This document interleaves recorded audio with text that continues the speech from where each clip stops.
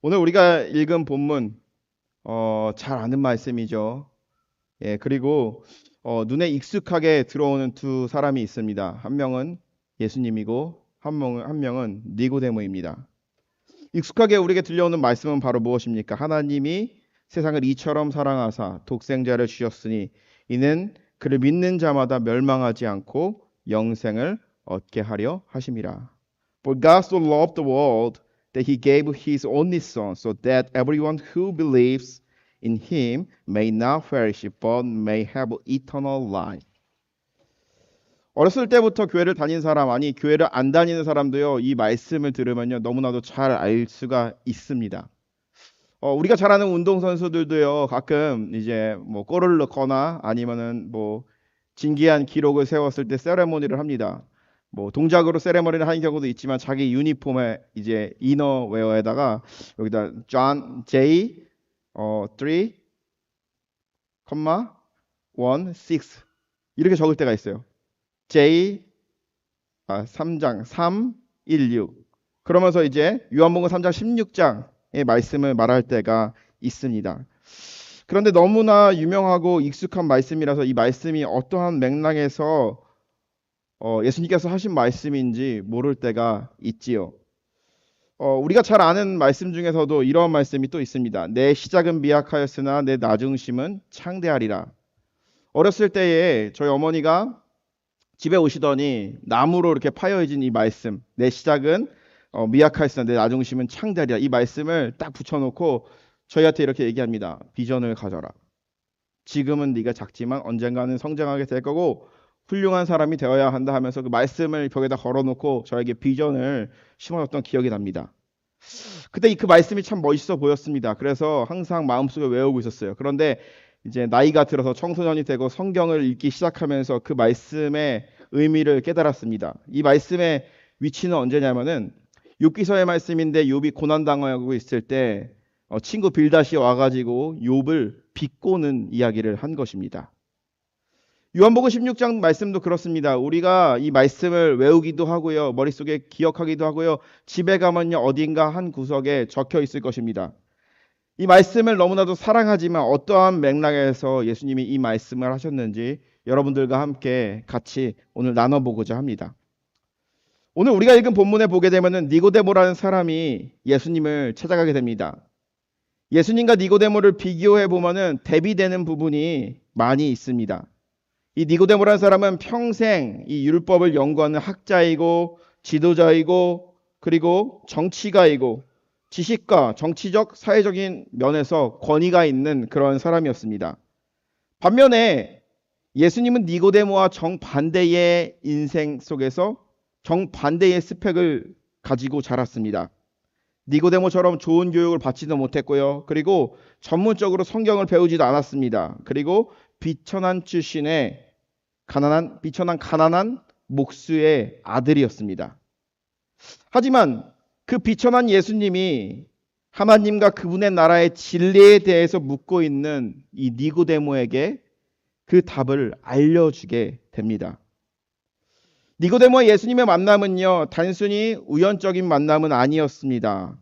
그리고 니고데모와 예수님은요, 두 가지 세계의 대표성을 가진 인물이기도 합니다.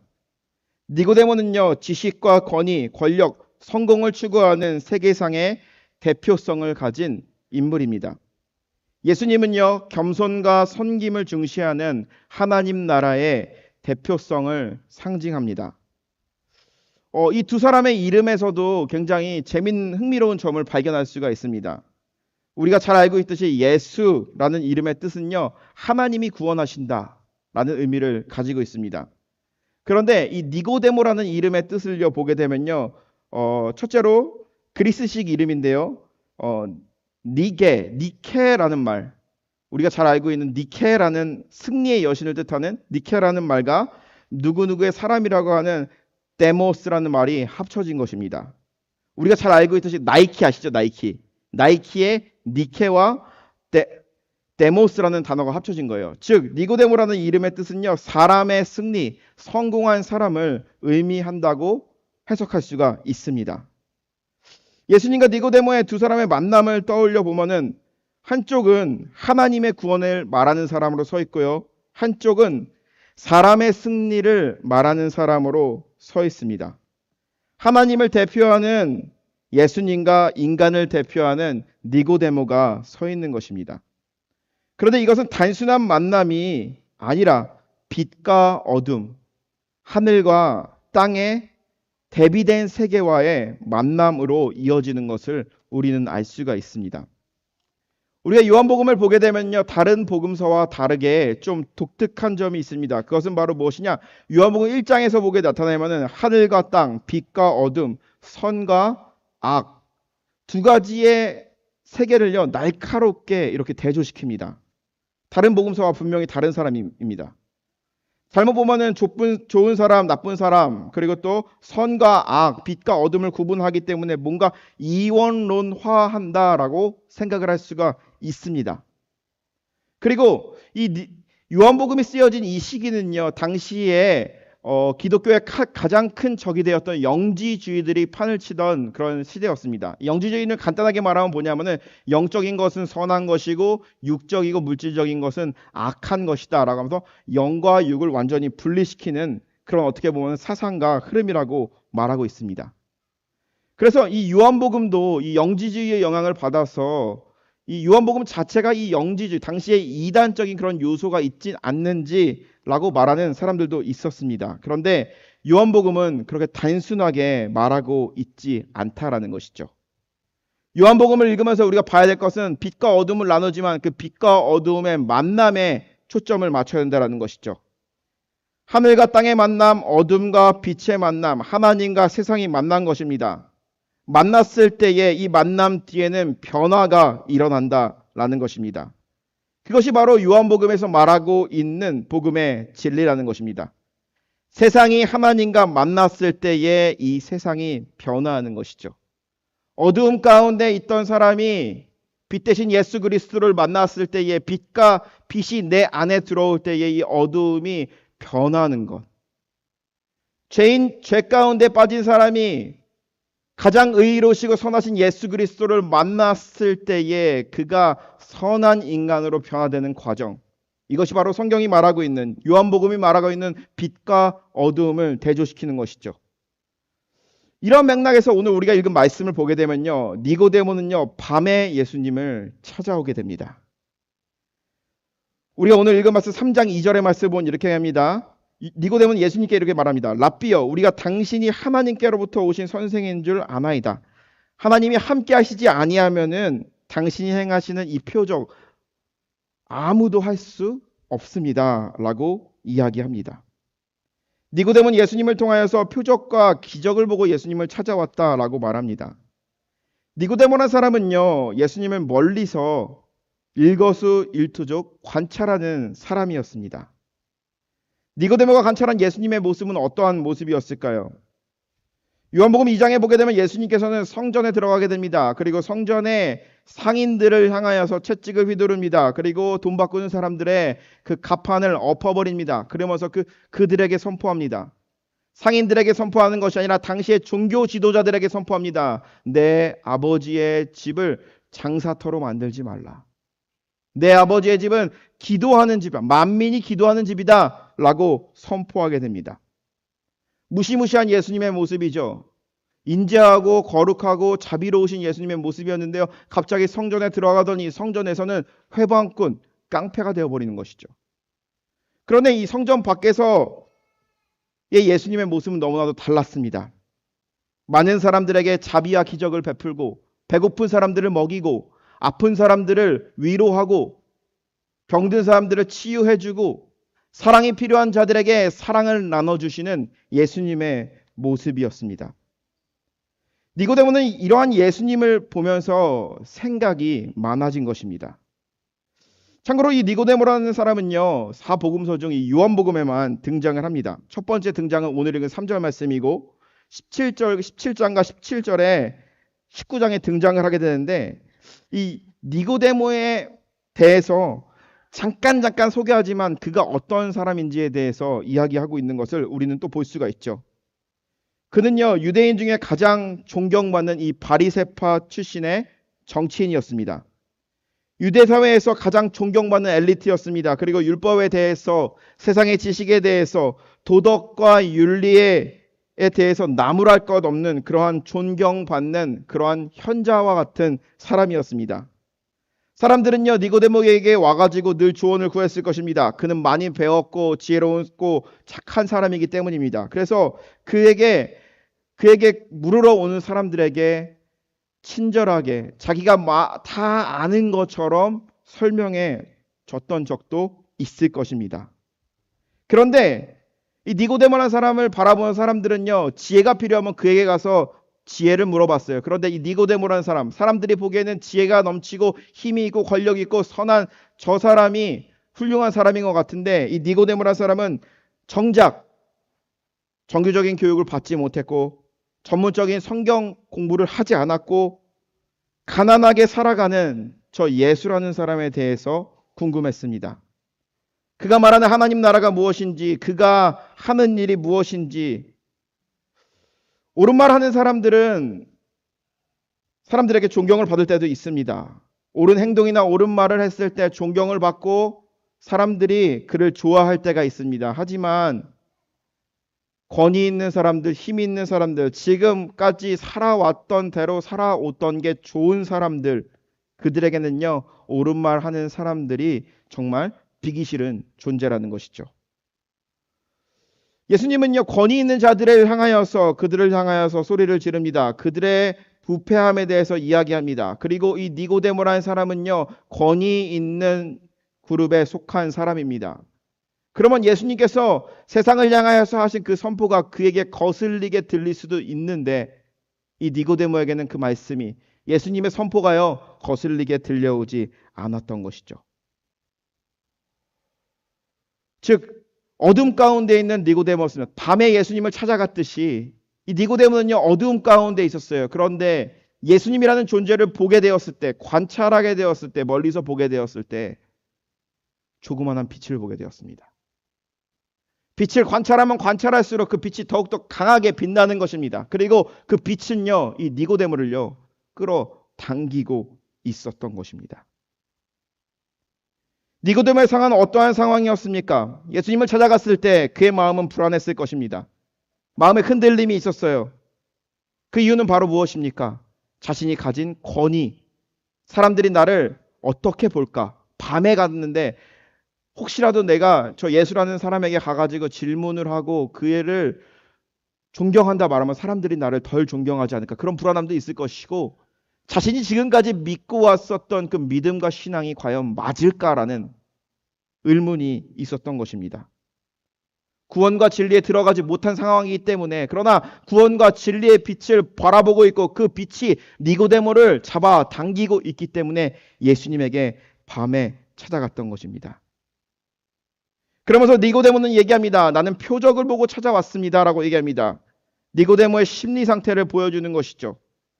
니고데모의 불안한 상태, 그의 구원의 불안한 상태를 이야기합니다. 그런데 니고데모의 심리 상태 속에서 예수님은요, 그에게 이야기합니다. 3장 3절 말씀이죠. 사람이 거듭나지 아니하면은 하나님 나라를 볼 수 없느니라. 니고데모에는 이에 대해서 반문을 하게 됩니다. 그럼 엄마 뱃속으로 다시 들어가야 하나요? 그런데 예수님은 여기에다 대고 얘기합니다. 물과 성령으로 들어가야만 하나님 나라에 갈 수 있고 하나님 나라를 볼 수 있다라고 응수합니다. 예수님과 니고데모의 대화를 보면은 초점이 맞지 않아요. 예수님이 궁금해서 찾아왔어요. 그리고 예수님의 표적이 궁금해서 찾아왔어요. 진리에 대해서 궁금합니다. 그런데 예수님은 갑자기 그에 대고 얘기합니다. 사람이 물과 성령으로 거듭나지 않으면 하나님 나라를 볼 수 없어. 우리가 가끔 이럴 때가 있죠. 어떤 사람과 대화를 합니다. 그런데 그 사람이 분명히 한국말로 대화를 하거나 영어로 대화를 하고 있는데 서로 언어가 통하지 않는 것이 아니라 마음이 맞지 않는 경우, 서로 하고 싶은 말만 하는 거예요. 그런 경우에 전혀 소통이 되지 않죠. 그런데 마치 오늘의 대화가요, 예수님과 이 니고데모의 대화가 마치 그렇게 보입니다. 서로 다른 말을 하고 있는 것 같은 거예요. 그런데 그 이유는 바로 무엇이냐? 이 거듭난다라는 이 표현 때문입니다. 이 거듭난다라는 이 표현은요, 헬라어로요, 아노텐이라고 합니다. 그런데 이 단어는요, 두 가지의 뜻을 가진 단어입니다. 첫 번째로는 한국어 성경의 번역대로 다시, 영어로 again의 의미를 가지고 있습니다. 두 번째로는요, 위로부터 또는 하늘로부터라는 그런 의미를 가지고 있습니다. 이 중의적인 의미가 있는 것이죠. 예를 들어서 이런 말이 있죠. 저 사람은 손이 참 크다. 이거를 그냥 1차원적으로 이해했을 때 손이 참, 저 사람 진짜 손이 큰 거죠. 큰 사람이다 라고 이해할 수 있습니다. 그런데 다른 의미로는 바로 무엇입니까? 저 사람의 씀씀이가 굉장히 후하다 라고 이해할 수 있는 것이죠. 영어식 표현에 이런 것이 있다고 합니다. I have got a full plate today. full plate. 이거를 그냥 literally 보게 되면요. 접시에 음식이 가득해 있다. 나는 오늘 음식이 참 많아 라고 이해할 수 있겠지만 이것에 대한 의미는요. 해야 할 일이 많다라는 의미를 가지기도 합니다. 즉 중의적인 의미가 나오면 사람들이 헷갈릴 때가 있죠. 예수님과 니고데모의 대화도 마찬가지라는 것이죠. 니고데모는 아노텐이라는 이 단어를요. 태어난다, 다시 태어난다라는 그런 의미로 이해를 했고 그렇기 때문에 엄마 뱃속으로 다시 들어가야 되나요? 라고 질문을 한 것입니다. 반문을 한 것입니다. 그러나 예수님은요. 그런 뜻이 아니라 사람이 위로부터 하늘로부터 태어나지 않으면, 다시 태어나지 않으면 하나님 나라를 볼 수 없다라는 것입니다. 예수님이 말씀하신 위로부터 태어난다라는 것은 바로 무엇일까요? 그것은 세상에서 일어나는 방법, 눈으로 확인하고 증명해야만 믿는 그런 방법으로는 안 된다라는 것이죠. 니고데모는 엄마 뱃속에서 태어나는 땅의 방법을 말하고 있습니다. 그런데 예수님은요, 하늘의 방법에 대해서 이야기하고 있습니다. 그래서 예수님은요, 니고데모에게 얘기합니다. 물과 성령으로 거듭나야 한다라고 이야기합니다. 니고데모는 예수님께서 하시는 이 말씀이 과연 무슨 말씀일까? 라고 이해하지 못했습니다. 그런데 예수님은요, 민수기 21장에 나오는 놋뱀 사건을 예를 들면서 이야기를 하게 됩니다. 14절 15절에 보면 얘기합니다. 모세가 광야에서 뱀을 들 것 같이 인자도 들려야 하리니 이는 이를 믿는 자마다 영생을 얻게 하려 하심이라. 이스라엘 백성들은요, 이집트의 노예였습니다. 그런데 하나님께서 그들을 구원해 주셨습니다. 그러면서 그들은 가나안 땅을 향하여서 광야 생활을 하게 됩니다. 그들을 처참한 노예 생활로부터 벗어나게 해주신 것 하나님이었습니다. 그리고 그들을 광야에다 방치한 것이 아니라 구름 기둥과 불 기둥으로 항상 그들을 보호하셨습니다.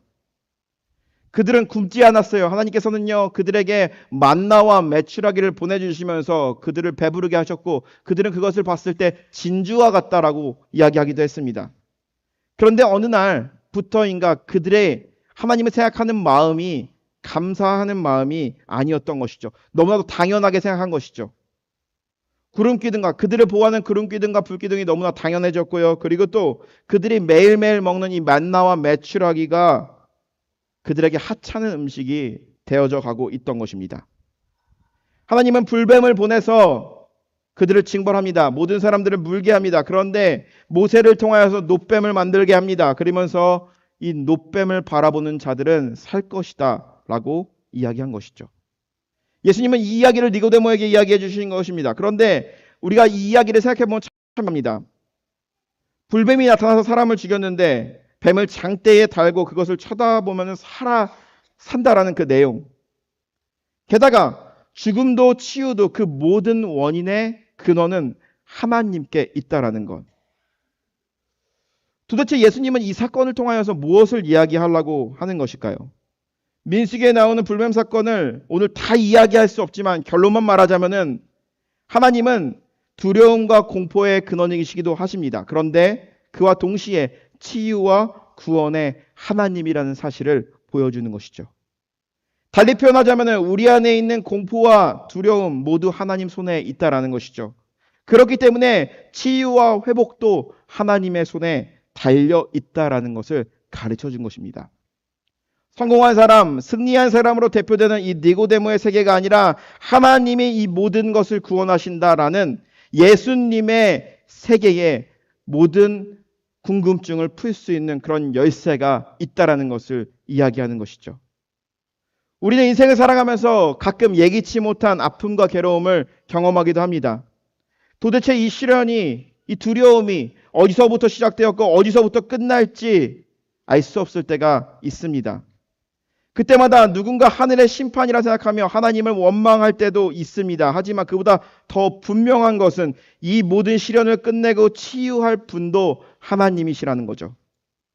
하나님은 바로 이 일을 위해서 모세를 통하여 놋뱀을 만들게 됩니다. 그리고 놋뱀을 장대 위에 들어 올리게 합니다. 그리고 먼 훗날 이 니고데모라는 사람에게 영생의 길을 알려주는 예수님의 대답 속에 그 이야기가 등장하게 됩니다. 그리고 하나님은 놋뱀을 들어 올린 것처럼 자신의 아들 예수 그리스도를 십자가에 올려 세웁니다.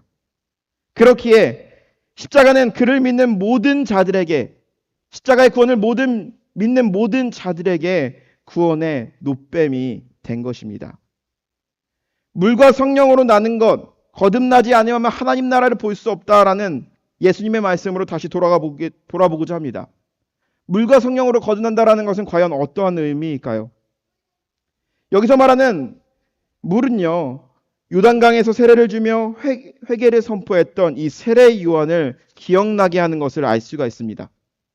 우리가 회개라는 것은 과연 무엇일까요? 하나님 앞에 자신의 과거의 죄를 자백하고 청산하는 것입니다. 이웃을 비방했던 나의 입술, 나의 이익만 탐했던 나의 마음, 악한 것을 알고도 모른 채 했던, 침묵했던 지난 우리의 과거를 철저하게 책임지고 그리고 또한 청산하는 것이 회개입니다. 완전히 하나님께로 돌아서는 것이죠. 성령으로 난다라는 말도 우리가 깊이 생각해 볼 필요가 있습니다. 성령은 무엇일까요? 성령은 죄악된 우리를 거룩하게 만드는 영입니다. 거룩하게 된다라는 것은 매일매일 하나님의 뜻에 맞게 매일매일 변화하는 인생, 하나님과 동행하는 인생이라는 것이죠. 우리가 성령으로 자주 표현되는 하나의 이미지가 있다면 그것은 불입니다. 불꽃입니다. 여러분, 우리가 불꽃을 보게 되면요, 한 곳에 한 점에서 타기 시작합니다. 그런데 그 타기 시작한 이 불꽃은요, 항상 하늘을 향하고 있습니다. 저는 이것을 보면서 이런 생각이 들었습니다. 우리에게 성령이 임한다라는 것은 과연 이것이 아닐까? 성령님이 우리에게 임하였을 때 우리의 죄악된 것들이 타게 됩니다. 우리가 회개하게 됩니다. 그리고 나서 이 불꽃은요, 하늘을 향하듯이 우리의 마음과 우리의 초점이 하나님을 바라보는 것입니다. 성령의 인도하심을 받는 삶은 바로 어떤 것입니까? 하나님의 인도하심을 받는 삶입니다. 불꽃이 하늘을 향하듯이 우리도 하늘을 바라보며 주님의 뜻에 따라 순종하며 나아가는 삶입니다. 그래서 성령을 받았던 사람들은 끊임없이 하나님의 저울 위에 자기 양심을 올려놓고 살아가는 사람입니다. 예수님을 믿는다라고 하면서 성령을 받았다라고 하면서 어제와 오늘이 같다 그러면은 우리는 과연 성령 받은 것인지 진정한 우리의 마음 가운데 회개가 있는 것인지 다시 한번 냉정하게 돌아볼 필요가 있다라는 것이죠.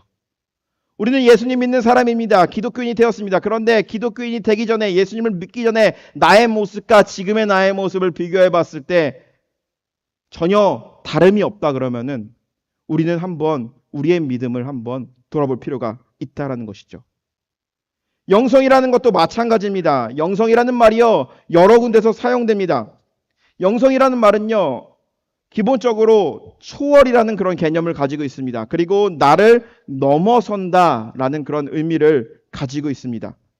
그렇다면 이 나를 넘어선다라는 것은 과연 무엇입니까? 하늘로 올라간다는 것일까요? 그런 것이 아닙니다. 기독교에서 말하고 있는 기독교 영성은 바로 무엇입니까? 나를 넘어서는 것입니다. 나를 넘어서서 하늘로 가는 것이 아니라 나를 넘어서서 나를 넘어 성령을 통하여서 물과 성령을 통해 나를 넘어서서 그 나의 삶의 방향이 나의 중심이 아니라 이웃에게로 간다라는 것이죠. 다른 사람에게로 간다라는 것이죠. 이것을 우리는 성령의 능력이라고 합니다. 성령의 능력을 이야기할 때에 그냥 단순히 내 마음의 평안을 얻고 그리고 내가 기쁘고 하나님과의 관계가 회복되었고 그것으로 끝나는 것이 아닙니다. 성령의 능력, 성령이 주시는 그런 축복은 바로 무엇입니까? 이 성령의 능력이 우리에게 임하였을 때 나를 넘어서서 세상 가운데 나아가는 것이죠. 주님의 손과 발이 되는 것입니다. 고린도전서 12장에 보게 되면 성령의 9가지에 대해서 이야기하고 있습니다. 그런데 성령의 은사를 보게 되면요, 그것은요, 다른 사람을 향하고 있는 것을 알 수가 있습니다. 영성이 깊은 사람은 혼자만의 체험이 깊은 사람, 혼자만의 묵상이 깊은 사람이 아닙니다. 그 묵상이 나의 생각과 마음을 넘어서서 나의 삶으로 이동이 되며 다른 이들에게 선한 영향력을 끼치는 것이 바로 기독교 영성이라는 것이죠. 나를 넘어서 다른 사람들을 위하여서 희생할 수 있는 삶. 기도하면서 신비한 체험이 많다고 해도 그것으로 끝나버린다면 그것은 기독교 영성과는 상관이 없는 것입니다. 다시 본문으로 돌아오자 그러면은 예수님과 니고데모는 하나님 나라를 보고 들어가는 법에 대해서 이야기했습니다. 그런데 예수님은 그들에게 니고데모에게 얘기합니다. 영생하기 위해서는 물과 성령으로 거듭나야 한다라고 얘기합니다. 물로 세례를 받는다는 것은 내가 주인이 되어 사는 삶을 청산하고 하나님이 주인이 된 삶으로 살아가는 것이고, 성령으로 거듭난다는 것은 나를 넘어서 타인을 배려하며 하나님을 사랑하듯이 이웃을 사랑하는 삶을 말하고 있는 것입니다. 예수님은 니고데모에게 바로 이 말씀을 하신 것입니다. 그런데 그는요, 이 말씀을 여전히 이해하지 못합니다. 그는 아직도 땅의 세계에 어두워진 사람입니다. 그렇다면은 니고데모는요, 이렇게 예수님과 대화 후에 갑자기 사라지게 됩니다. 그런데 그가 사라짐으로써 그의 이야기가 완전히 끝나는 것일까요? 제가 서두에 말씀드렸듯이 이 니고데모라는 사람은요, 성경에 3번 등장하지만 만날 때마다 이 니고데모라는 사람이 변화하기 시작하는 것을 알 수가 있습니다. 첫째로 요한복음 7장 50절에 보게 되면은 예수님을 제사장과 당시의 바리새인들이 체포하기 위해서 죄를 묻습니다. 그런데 그 당시에 바리새파 출신의 이 정치인 니고데모가 예수님을 바리새인들과 제사장들 앞에서 변호하기 시작합니다. 그러나서 그의 이야기가 나오지 않습니다. 그런데 한 번 마지막으로 그의 이야기가 등장을 합니다. 요한복음 19장 39절에 보게 되면은 예수님께서 십자가에서 죽으셨습니다. 그리고 그곳에는요, 예수님께서 십자가에서 죽으신 골고다 언덕에는 예수님의 시체가 남았어요. 그 당시의 법에 의하면요, 당시의 정치범으로 십자가에서 달려 죽은 사람의 시체를요 수습하는 사람은요 아무나 할 수 있는 일이 아니었습니다. 그런데 십자가에서 달려 죽으신 그 예수님을 바라보며 당시에 이 시체를 수습할 때 쓰는 향유를 가지고 예수님께 다가온 청년이 한 명 있었습니다. 그것은 바로 니고데모였다라는 것이죠. 처음에 니고데모는 예수님을 바라봤을 때 아주 작은 빛을 봤습니다. 그러면서 예수님께 가까이 나아갔을 때 그 빛이 자신을 덮고 있었는데 어둠과 빛과 싸우는 가운데 예수님이 하시는 그 말씀이 물과 성령으로 거듭난다라는 것, 그래야지 하나님 나라를 볼 수 있다라는 것, 그것에 대한 의미를 전혀 깨닫지 못했습니다. 빛이 나에게 다가오긴 했지만 그 빛이 나의 삶에 어떠한 변화를 바라는 것인지, 내가 어떻게 살아야 되는지 몰라서 예수님 곁을 떠났습니다. 그러나 그는 끝까지 멀리서 떨어져 있다가 할지라도 예수님을 따라가게 되었습니다.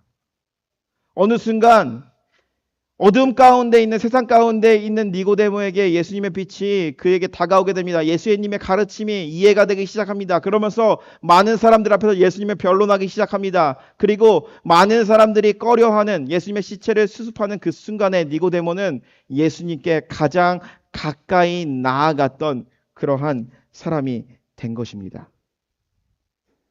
처음에 어둠 가운데 있는 그가 예수님을 만났을 때 변했다라는 것이 아닐까요? 제가 서두에 설명드렸습니다. 요한복음에서 말하고 있는 빛과 어둠이 존재하며 그것을 구분짓고 있지만 중요한 것은 만남이라고 얘기했습니다. 빛과 어둠이 만났을 때 어둠이 빛으로 변화되는 것이죠.